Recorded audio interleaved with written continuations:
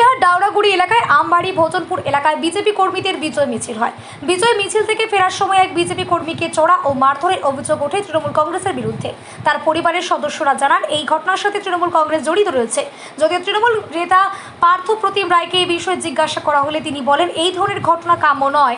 তবে তিনি এও বলেন এই ঘটনার সাথে তৃণমূলের কোনো কর্মী সে জড়িত নেই, আমি নিশ্চিতভাবে বলতে পারি। বিজেপি নিজেরাই ঝামেলা পাকিয়ে নিয়ে তৃণমূলের নামে দিচ্ছে। শুনলাম, আমি বাড়িতেই ছিলাম, ওরা নাকি আমার ভাই গিয়েছিল ওই পার্টির বিজেপির বিজয় মিছিলে, তো ওইখানে যাওয়ার পরে রিটার্ন হচ্ছে এই 4:30 5টার দিকে, তারপর নাকি ওই ব্যাগে অ্যাটাক করি বলে মারধর করছে। কে কে ছিল? কারা মারধর করেছে? ওরা তৃণমূলের লোক, কিন্তু কে কে মারছে আমি দেখি নাই, জানি না।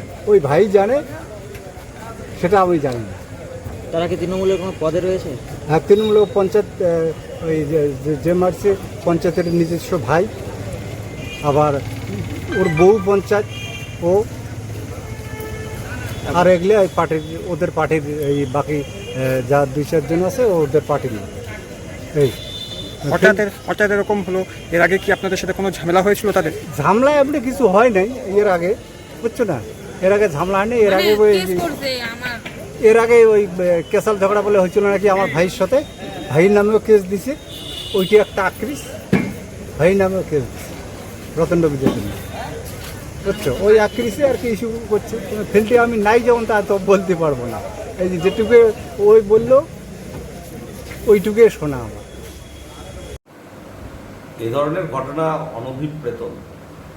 যে আহত হয়েছে তার দ্রুত সুস্থতা কামনা করি, কিন্তু তৃণমূল আক্রমণ করেছে এটা বিশ্বাসযোগ্য ঘটনা নয়।